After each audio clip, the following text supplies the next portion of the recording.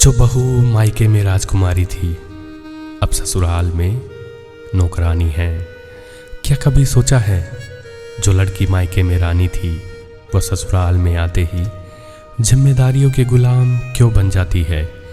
मायके में उसकी हंसी की आवाज़ दूर तक जाती थी, ससुराल में वो अपनी आवाज़ तक दबा कर रखती है।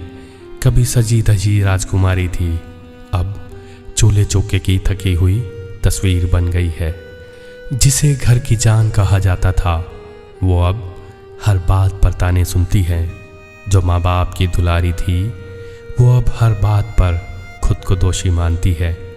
वो बहू है, इसलिए उसकी थकावट को कर्तव्य कहा जाता है, उसकी चुप्पी को समझदारी और उसकी आंखों के आंसू को कमजोरी।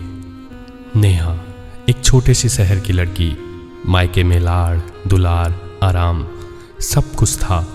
सजना संवरना, घूमना, हंसना, गाना उसकी जिंदगी थी। फिर शादी हुई, ससुराल आई। शुरुआत में सब कुछ अच्छा लगा, लेकिन धीरे धीरे उस पर जिम्मेदारियां लदी। हर बात में ताना मिला।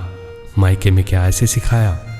उसका सारा रूप, सारी मुस्कान सब थक गया। अब वो वही नेहा है, लेकिन आईने में अपनी परछाई से डर जाती है। उसने कभी शिकायत नहीं की, क्योंकि उसे सिखाया गया अच्छी बहू सब सहती है। और आज वो बस सह रही है, बिना कुछ कहे, बिना कुछ मांगे। बहू भी किसी की बेटी होती है, लेकिन ससुराल में आते ही उसके सारे हक, सारे सपने, सारी पहचान धीरे धीरे धुंधली हो जाती है। हर दिन वो अपने अस्तित्व को साबित करने की कोशिश करती है, काम से, चुप्पी से, मुस्कुराहट से। लोग कहते हैं बहू हमारे घर की लक्ष्मी है, लेकिन लक्ष्मी को चौका चूल्हे से बांध दिया जाता है, बिना थैंक्स, बिना किसी इज्जत के। कभी उसके जज्बात पूछिए। वो बहू है, इसलिए घर को सजाने की जिम्मेदारी उसी की है।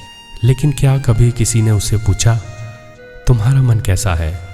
वो जो मायके में रानी थी, अब हर दिन की थकान पहनती है, फिर भी मुस्कुराती है, क्योंकि उसे सिखाया गया बहू कभी नहीं रोती, वो बस सहती है।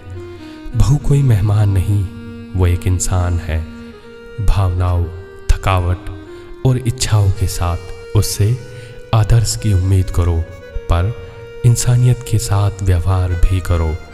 अगर आप उसे अपनी बेटी की तरह नहीं मान सकते, तो कम से कम किसी की बेटी होने का सम्मान तो दे ही सकते हो।